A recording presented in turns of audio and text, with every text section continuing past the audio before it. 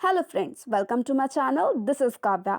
आज मैं आप लोगों के लेके आई हूँ BA first year first semester Hindi का सिलेबस, जो कि एनईपी 2020 से जुड़ा हुआ है, यानी कि ये सभी विश्वविद्यालयों के लिए मान्य है।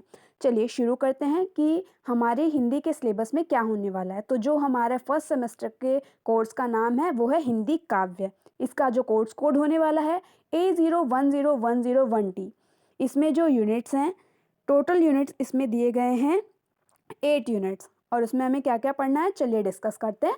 जो हमारा फर्स्ट यूनिट होने वाला है उसका नाम है भारतीय ज्ञान परंपरा के अंतर्गत आदिकालीन एवं मध्यकालीन हिंदी काव्य का इतिहास, इतिहास लेखन की परंपराएं एवं विकास। ये हमारा फर्स्ट यूनिट होने वाला है। इसके अंतर्गत जो चीज़ें पढ़नी है वो मैं आपको बाद में बताऊंगी। जो हमारा सेकेंड यूनिट होने वाला है वो है आधुनिक कालीन काव्य का इतिहास। थर्ड यूनिट के अंतर्गत हमें पढ़ना है व्याधिकालीन कवि या फिर विद्यापति। ठीक है। इसके अलावा जो हमारी फोर्थ यूनिट होने वाली है उसमें हमें भक्तिकालीन सगुण कवियों के बारे में पढ़ना है। फिफ्थ यूनिट में हमें भक्तिकालीन निर्गुण कवियों के बारे में पढ़ना है। सिक्स यूनिट में रीतिकालीन कवि पढ़ने हैं और सेवेंथ यूनिट में आधुनिक कालीन कवि पढ़ने हैं। एट्थ जो हमारी यूनिट होने वाली है उसमें हमें छायावादोत्तर कवि और हिंदी साहित्य में शोध पढ़ना है। ठीक है, अब हम लोग इसको डिटेल में जान लेते हैं कि हमें क्या क्या पढ़ना है। जो हमारी फर्स्ट यूनिट है उसके तहत हमें ये चीज़ें पढ़नी है, जिसमें आएगा भारतीय ज्ञान परंपरा और हिंदी साहित्य। हिंदी साहित्य का काल विभाजन क्या क्या है, नामकरण एवं साहित्यिक प्रवृत्तियाँ। इसमें आपको जानना पड़ेगा कि हिंदी साहित्य को कितने कालों में विभाजन किया गया है, इनका नामकरण और साहित्य प्रवृत्तियाँ किस तरीके से पढ़ी हैं। सिद्ध साहित्य, उसके अलावा जैन साहित्य, रासो साहित्य, नाथ साहित्य, लौकिक साहित्य, ये आपको पढ़ने पड़ेंगे। इसके अलावा भक्ति आंदोलन के उदय के सामाजिक एवं सांस्कृतिक कारण क्या रहे हैं, भक्ति काल के प्रमुख संप्रदाय और उनका वैचारिक आधार क्या था, निर्गुण और सगुण कवियों के बारे में आपको पढ़ना है और उनका काव्य पढ़ना है।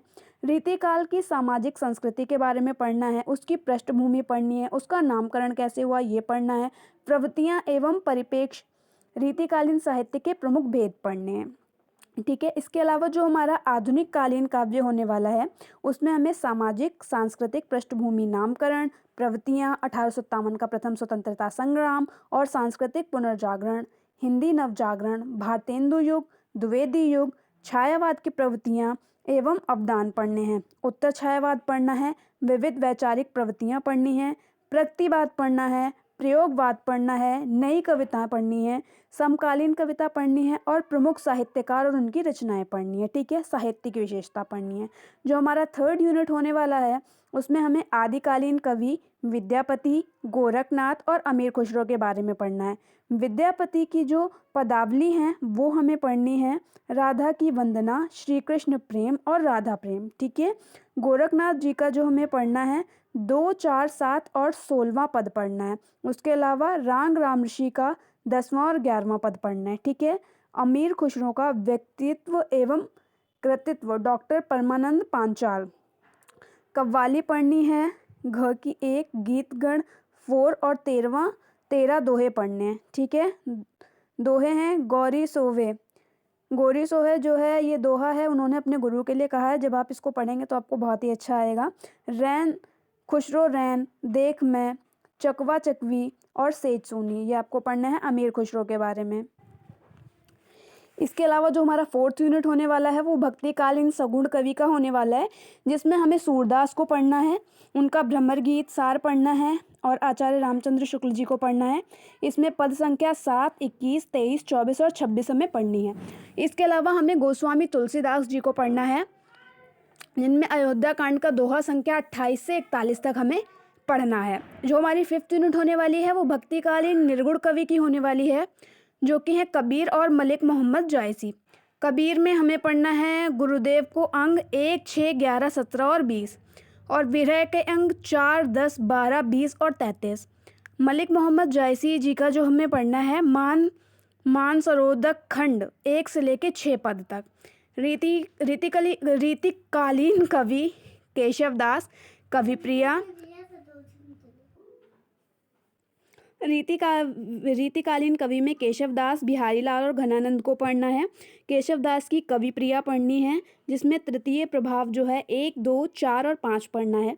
बिहारी लाल जी के जो प्रारंभ के 10 दोहे हैं वो हमें पढ़ने हैं बिहारी रत्नाकर के। घनानंद के ग्रंथावली पढ़नी है, जिसमें सुजान हित 1, 4 और 7 पढ़ना है। हमारा जो 7th यूनिट है उसके अंतर्गत हमें आधुनिक कालीन कवि पढ़ने हैं, जिसमें भारतेंदु हरिश्चंद्र, जयशंकर प्रसाद, सूर्यकांत त्रिपाठी निराला, सुमित्रा नंदन पंत और महादेवी वर्मा को हमें पढ़ना है। ठीक है, जो हमारी 8th यूनिट होने वाली है उसमें हमें छायावादोत्तर कवि और हिंदी साहित्य में शोध पढ़ना है, जिसमें हमें अज्ञेय जी को पढ़ना है, मुक्तिबोध जी को पढ़ना है, नागार्जुन जी को पढ़ना है और धर्मवीर भारती जी को पढ़ना है। धूमिल जी भी हैं और इसके अलावा हिंदी साहित्य में जो शोध हुए हैं उनके बारे में हमें पढ़ना है। ये हमारा BA first year first semester का सिलेबस है, जो कि सभी यूनिवर्सिटीज़ में मान्य है। आप मेरे चैनल को इसी तरीके की मोर इन्फॉर्मेटिव वीडियोज़ के लिए सब्सक्राइब करें। Thank you.